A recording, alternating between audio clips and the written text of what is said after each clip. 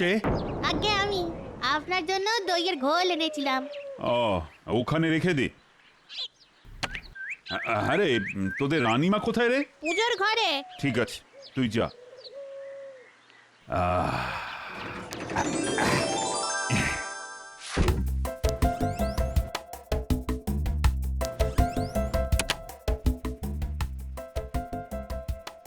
এটা আমার বাবার আমলের। আহা, কি সুন্দরের কারুকাজ, দেখলে যেন চোখ জুড়িয়ে যায়। কদিন বাদে খাম্বাজ রাজ্যে ওই পুরনো জিনিসের প্রদর্শনীতে এটা নিয়ে যাব। সকলে দেখে খুব প্রশংসা করবে। মহারাজ, খাম্বাজ রাজ্য থেকে একজন দূত আপনার সঙ্গে দেখা করতে এসেছেন, বলছেন খুব জরুরি। হ্যাঁ, চলো তো দেখি।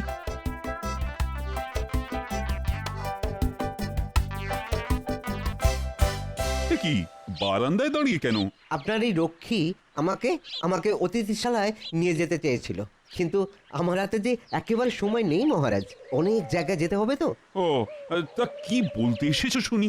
আগে আমাদের রাজ্যে যে পুরনো জিনিসের প্রদর্শনী হবার কথা ছিল, সেটা এই মুহূর্তে হচ্ছে না মহারাজ।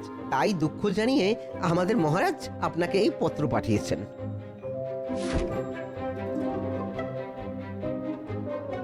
ঠিক আছে, ঠিক আছে, তুমি খাম্বাজ রাজকে গিয়ে বলো প্রদর্শনী হচ্ছে না বলে আমি কিচ্ছু মনে করিনি। আমি বলে দেবো মহারাজ।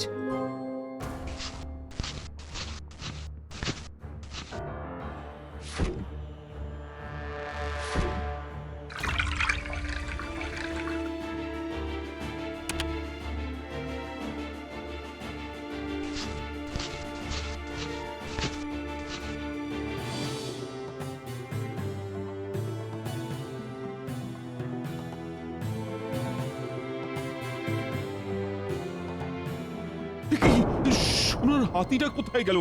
এইখানেই তো রেখে গিয়েছিলাম। কি হলো? এমন করে কি খুঁজছেন?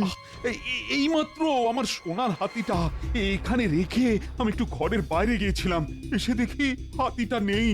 সে কি, সোনার হাতি নেই? তাহলে কি চুরি হয়ে গেল? হ্যাঁ, চুরি? আমার ঘর থেকে চুরি? তাহলে তো ভয়ঙ্কর ব্যাপার। লক্ষ্মী, বলুন মহারাজ। এই এক্ষুনি রাজবাড়ির সব দরজা বন্ধ করে দাও, কোনো চোর যেন রাজবাড়ি থেকে পালাতে না পারে। আর সেই সাথে রাজসভার সকলকে খবর দাও যে আমার ঘর থেকে সোনার হাতি চুরি হয়ে গেছে। হ্যাঁ, কি বলছেন কি মহারাজ? হ্যাঁ, আপনার ঘর থেকে সোনার হাতি চুরি? হ্যাঁ, আমি আমি এক্ষুনি সারা রাজ্যে পোর্টাল লাগিয়ে দিচ্ছি, তারা সব জায়গায় চিরুনি তল্লাশি চালিয়ে আপনার সোনার হাতি খুঁজে বের করবে। যা ভালো বোঝো করো।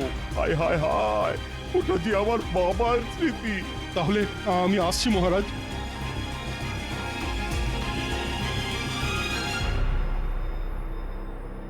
আগে মহারাজ, আমার গণনা বলছে এরপর কৃষ্ণনগর থেকে আরো কিছু মূল্যবান জিনিস চুরি যাবে। তাহলে তো একটা যজ্ঞের আয়োজন করতে হয়। আচ্ছা মহারাজ, সোনার হাতিটা এই টেবিলেই রেখেছিলেন? আচ্ছা, টেবিলে একটা গেলাসও রাখা আছে দেখছি, গেলাসের তলানিতে খানিকটা ঘোল পড়ে আছে। মহারাজ, ঘোলটা কখন খেয়েছিলেন? হ্যাঁ, দাসী ঘোল দিয়ে গিয়েছিল বটে, কিন্তু আমি তো না খেয়ে ঘরের বাইরে চলে গিয়েছিলাম। আপনি খাননি? তাহলে খেলো কে? বিজ্ঞানী, তোমার ঝোলায় কি আতশ কাচ আছে? মনে হয় আছে, দাঁড়াও দেখছি। আছে গোপাল, এই নাও।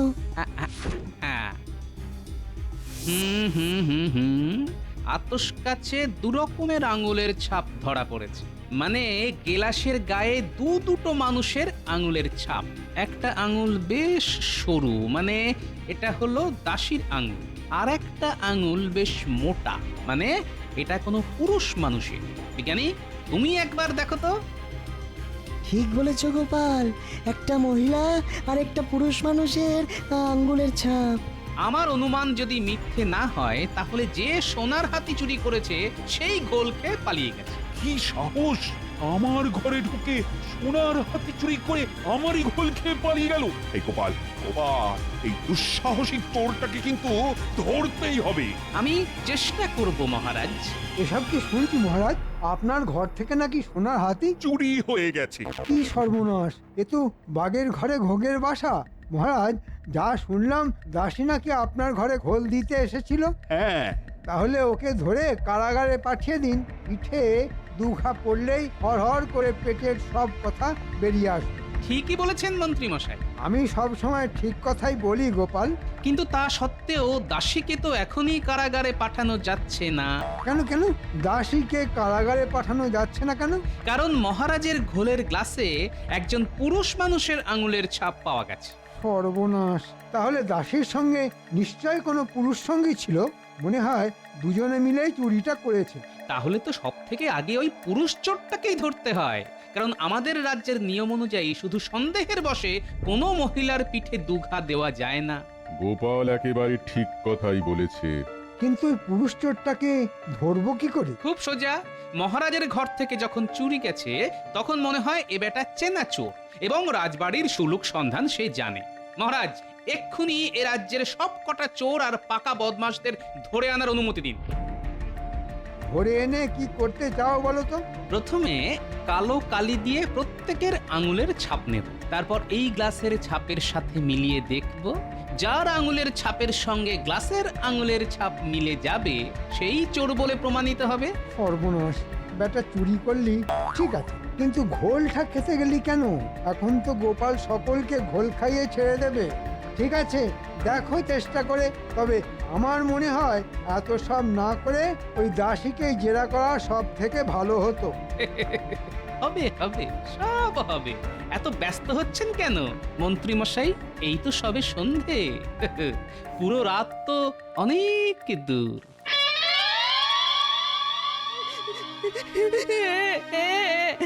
আগে বিশ্বাস করুন নানিমা, এই আপনার পা ছুঁয়ে বলছি, আমি সোনার হাতি চুরি করিনি। চুরি না করলে কাঁদছিস কেন?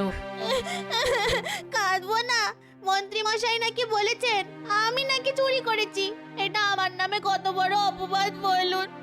এতদিন আপনাদের বাড়ি কাজ করছি, কেউ বলতে পারবে না একটা খুদ আমি না বলে নিয়েছি। ঠিক আছে ঠিক আছে, কান্না বন্ধ করে চোখ মুছ। গোপাল সব দিক দেখছে, দেখবি আসল চোরকে ও ঠিক খুঁজে বের করবে। ঠিক, এখন যা, নিজের কাজে যা। কি কাণ্ড বলতো রানী! হ্যাঁ, আমার একটু অসতর্কতার জন্য আমার বাবার স্মৃতি এমন ভাবে চুরি হয়ে গেল। আর আপনি কি করবেন বলুন? তবে চোরের সাহসের কথা ভেবে আমি অবাক হয়ে যাচ্ছি। রাজার ঘরে ঢুকে চুরি করা! এটাই তো আমার কাছে সব থেকে বেশি লজ্জার ব্যাপার। এরপর তো প্রচার বলতে শুরু করবে যে রাজা নিজের জিনিসই নিরাপদে রাখতে পারে না, সে আবার রাজ্যের মানুষের নিরাপত্তা দেবে কি করে? আপনি তো ভাববেন না তো, দেখবেন চোর ঠিক ধরা পড়বে। আচ্ছা রকি দাদা, এ কি ভ্যাসারে ফেললি বলো তো? আমি যে চুরি ছেড়ে দিয়েছি সে তো গোপাল দাদা, মহারাজ সকলেই জানেন, তবুও আমাকে নিয়ে যাচ্ছ কেন? কেন নিয়ে যাচ্ছি? ওই যে কথায় আছে না, কয়লা যায় না ধুলে আর স্বভাব যায় না মোলে, তাই তোকে নিয়ে যাচ্ছি। কিন্তু আমি কেন? আমি তো কেলে পচার মতো পাকা চোর নই। হ্যাঁ, আমাদের দায় পড়েছে। মহারাজের ঘর থেকে চুরি করতে আমাদের দায় পড়েছে। এসব কথা না হয় মহারাজকে গিয়ে বলিস। এখন কথা না বাড়িয়ে চুপচাপ আমাদের সঙ্গে চল। নিয়ে তো যাচ্ছে, মোটকু গোপাল আবার যেন ফাঁসিয়ে না দেয়।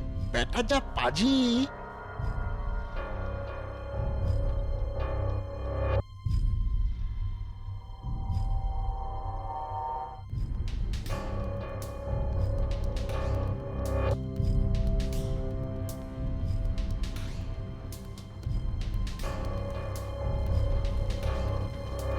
বুঝলে ভাই, তুমি হলে এই কৃষ্ণনগরের সব থেকে বড় শিল্পী, তাই আঙুলের ছাপ আঁকাটাও খুব নিখুঁত হওয়া চাই। কিন্তু কোনো চিন্তা করো না গোপাল দাদা, এত নিখুঁত করে আঁকছি যে আসল আর নকল বুঝতেই পারবে না। আচ্ছা, এই ছবি টবি আঁকাবার মানে কি? বুঝতে পারলেন না? হাওয়া লেগে খানিক বাদেই গ্লাসের ছাপ মিলিয়ে যাবে, কিন্তু কাগজের আঁকা তো আর মিলিয়ে যাবে না। উফ, বেটা টেকোটা সারা টাক জুড়ে যেন পাকা গোয়েন্দার বুদ্ধি। বেটা বেটা কবে যে মরবে কে জানে। আমার কাজ হয়ে গেছে গোপাল দাদা, আমি তাহলে এবার যাই। হ্যাঁ হ্যাঁ, তুমি এখন আসতে পারো। আর চোর ধরা পড়লেই তোমার পারিশ্রমিক তুমি পেয়ে যাবে। ঠিক আছে গোপাল দাদা। একে সোনার হাতি চুরি হয়ে মহারাজের কত বড় ক্ষতি হলো, তারপর শিল্পীকে পারিশ্রমিক দিতে হবে। গোপাল শুধু মুধু ক্ষতির ওপর খরচা বাড়াচ্ছে। এর থেকে অনেক সোজা ছিল দাসীকে ডেকে দুঘা দেওয়া। তাই নাকি? কিন্তু ওই যে তোমার এই এক ব্যারাম, সব সময় ঘুরিয়ে নাক দেখা। ঘুরিয়ে নাক দেখা? এটা একেবারে ঠিক কথা বলেছেন মন্ত্রী মশাই। তবে ঘুরিয়ে নাক দেখলে কি হয় বলুন তো? নাকের আগে হাতের মধ্যে কান চলে আসে, আর কান টানলেই মাথা। তুমি কি বলতে চাইছো বলো তো? হ্যাঁ, আমি সামান্য মানুষ, তাই আমি আর কি বলবো বলুন? তাই সময় আর প্রমাণই শেষ কথা বলবে।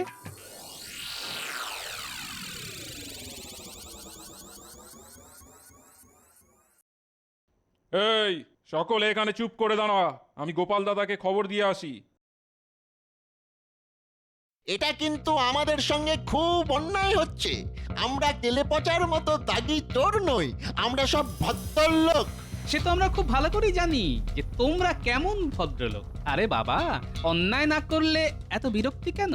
বিরক্ত হব না? রক্ষীর দল রাস্তা দিয়ে আমাদের হাঁটিয়ে নিয়ে এসেছে। আহা, শুধু তো হাঁটিয়ে এনেছে, বেঁধে তো আর আনেনি। তা আমাদের এখানে নিয়ে আসার কারণ? শুধু কাগজে হাতের ছাপ দিবি আর চলে যাবি। নে, তিনজনে এই কাগজ তিনটায় হাতের ছাপ দে দেখি। এই নে কেলো পচা তোর কাগজ, বটা ঘটা তোদের কাগজ। প্রত্যেক কাগজে তোদের নাম লেখা আছে।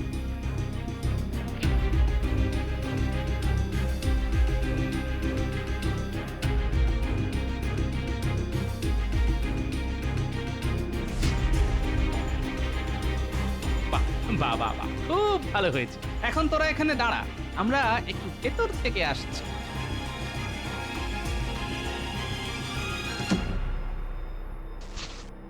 না, এটার সাথে কোনো মিল নেই। এবার পরেরটা দেখো। না, এটাও না। তাহলে শেষেরটা দেখো এবার। এ কি? কি হলো বিজ্ঞানী? এটার সাথে হুবহু মিলে যাচ্ছে। তাহলে তাহলে ওই পাজিটাই চুরি করেছে। হ্যাঁ, আমি আগেই এটা সন্দেহ করেছিলাম। তাহলে আর দেরি করছো কেন? এক্ষুনি রক্ষীদের দিয়ে বদমাসটাকে কারাগারে পুরে দাও। দাঁড়াও দাঁড়াও বিজ্ঞানী, ওটা তো চুনোপুটি। আমি ওর অন্তরালের বটগাছটাকে ধরতে চাই, তাই এখন ওকে ছেড়ে দেব। মানে? মানে মানে আছে বই কি বিজ্ঞানী, এই তো খেলা শুরু। চলো এখন বাইরে যাই।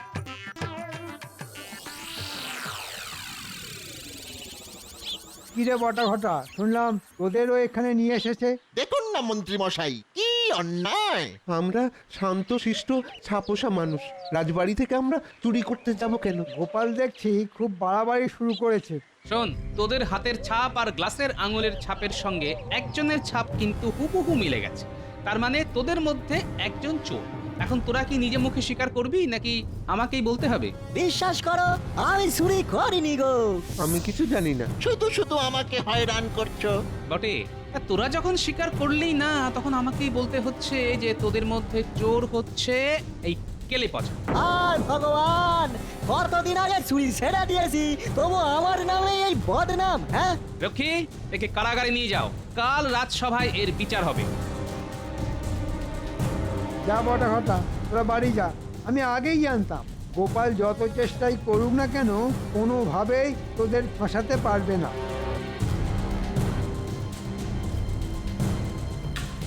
এটা তুমি কি করলে গোপাল? কাগজটায় তো বটার নাম লেখা ছিল, তা সত্ত্বেও তুমি কেলে পচার ঘাড়ে চুরির দায় চাপিয়ে দিলে। বিজ্ঞানী, আমি একটু আগেই বলেছি না, বটা তো চুনোপুটি।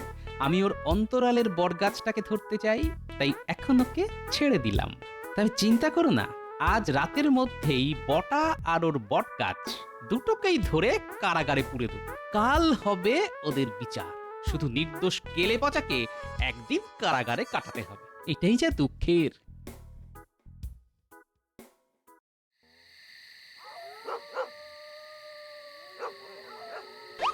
সন্ধে গড়িয়ে রাতের আধার তো নেমে এলো, কিন্তু সেই মক্কেলের এখনো দেখা নেই কেন? ওই তো ওই তো শ্রীমান আসছে। মন্ত্রী মশাই, কিরে, আজ এলি কেন? আগে ওই সোনার হাতি চুরির পারিশ্রমিকটা ওহ, কাজ হতে না হতেই হাত পাততে চলে এলি, হ্যাঁ? কি করব বলুন, গরিব মানুষ, হাত যে একেবারে ফাঁকা। শোন, স্যাকরার কাছ থেকে এখনো সব টাকা পাইনি, আজ যাব, আর বাকি টাকা পেলে তোদেরটা মিটিয়ে দেব। ঠিক আছে মন্ত্রী মশাই, কাল সকালেই না হয় আসবো। না না, কাল সকালে নয়, দুদিন বাদে আসি। আগে দুদিন বাদে কেন? মাথা মোটা, আজ না হয় কপাল জোরে বেঁচে গেছিস, কিন্তু কোথাকার জল কোথায় গিয়ে দাঁড়াবে সেটা তো বলা যায় না। যা যা, তুই এখন আয়। মন্ত্রী তাহলে রাতের অন্ধকারে শ্যাকরার কাছে যাবে।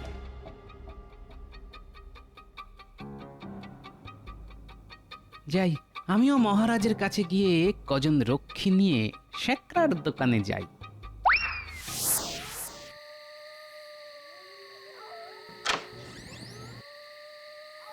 স্যাকরা, সোনার হাতির বাকি টাকাটা দাও। মাফ করবেন মন্ত্রী মশাই, আজ আমি দিতে পারবো না। কেন দিতে পারবে না কেন?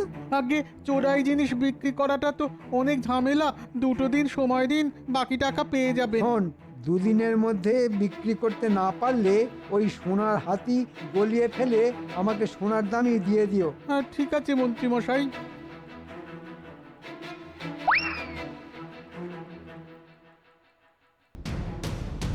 মন্ত্রী মশাই, আপনাকে গ্রেপ্তার করা হলো। কোন অপরাধে? সেটা না হয় কাল রাজসভায় বিচারের সময় জানতে পারবেন। গোপাল, ভুলে যেও না আমি এই রাজ্যের মন্ত্রী। জানি তো আপনি মন্ত্রী, তাই কারাগারে আপনার জন্য একটু বিশেষ ব্যবস্থা আছে। যাও, তোমরা 4 জন মন্ত্রী মশাইকে বেঁধে কারাগারে নিয়ে যাও, আর বেশি চিৎকার চেঁচামেচি করলে মুখটাও বেঁধে দিও। কাজটা কিন্তু ভালো করলে না গোপাল। কাল রাজসভায় মহারাজের সামনেই না হয় আমার বিরুদ্ধে আপনার অভিযোগ জানাবেন। যাও, নিয়ে যাও। তোমরা এবার আমার সঙ্গে চলো।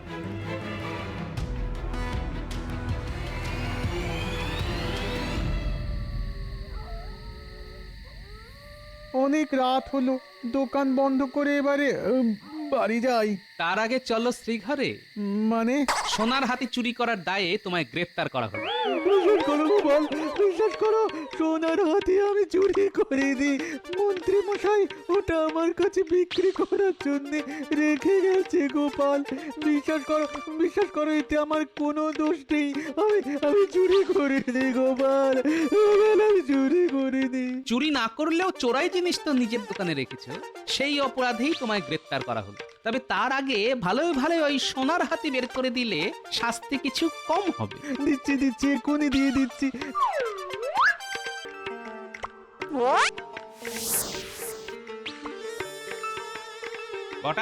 বটা বাড়ি আছিস নাকি? কি তুমি? তোকে নিতে এলাম। কোথায়? যেখানে তোর গুরু মন্ত্রী মশাই গেছে সেইখানে। মন্ত্রী মশাই কোথায় গেছে? কারাগারে।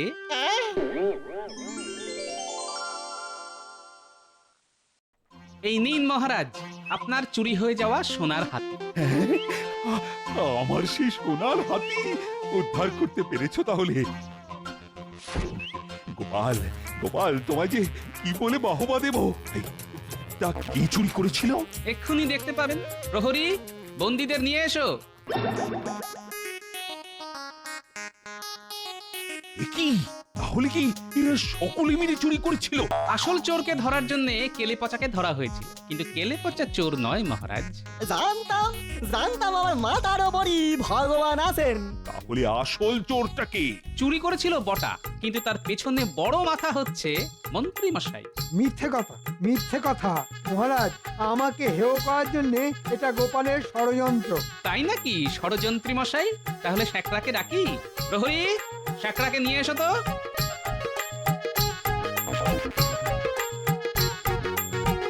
আমার কোনো দোষ নেই মহারাজ, আমার কোনো দোষ নেই। মন্ত্রী মশাই ওই সোনার হাতি আমার কাছে বিক্রি করতে এসেছিলেন, কিন্তু বিক্রি করতে পারিনি বলে ওটা অক্ষত পেলেন, না হলে গলিয়ে সোনা করার আদেশ দিয়েছিলেন মন্ত্রী মশাই। আমারও কোনো দোষ নেই মহারাজ।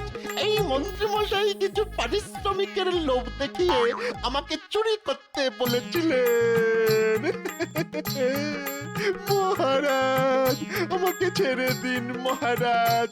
এই নাক মলছি, কান মলছি, জীবনে আর কখনো চুরি করব না।